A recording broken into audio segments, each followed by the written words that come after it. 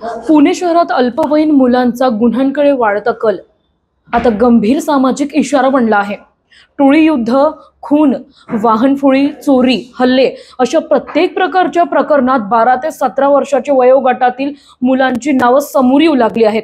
शहरातील पोलीस सांगतात की गेल्या काही वर्षात नोंद होणाऱ्या गुन्ह्यात अल्पवयीन गुन्हेगारांचा सहभाग दुप्पट गतीने वाढतो।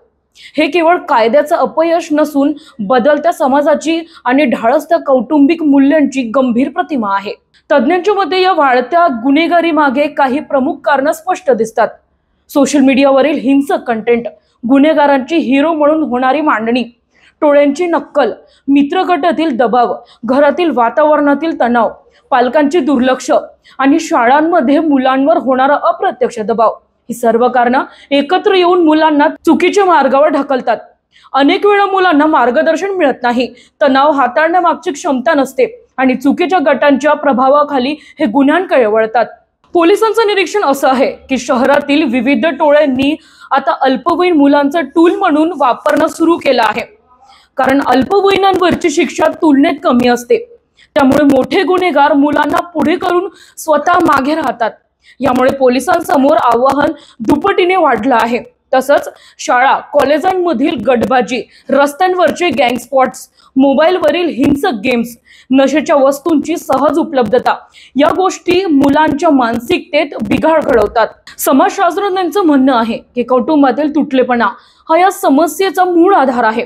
घरात संवाद नसणे, पालकांची व्यस्तता, मुलांना भावनिक आधार न मिळणे, व्यसनाधीन पौढाराचं वातावरण या सर्व गोष्टी मुलांच्या मनात बंडखोरी, आक्रमकता आणि चुकीच्या मार्गाची ओढ निर्माण करतात।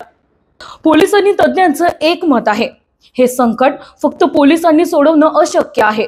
घर, शाळा, समाज तीनही स्तरांनी एकत्रित जबाबदारी घेतली नाही तर हे मुलं उद्याचे धोकादायक गुन्हेगार बनतील। पालकांनी मुलांच्या मित्रगटावर, फोनवरील ऍक्टिव्हिटीवर आणि वर्तनातील बदलावावर बारीकाईने लक्ष देणं गरजेचं आहे। शाळांनी वर्तनाधारित निरीक्षण वाढवणं आणि समाजाने संवेदनशीलतेकडे वळणं ही गरज आता तातडीची बनली आहे।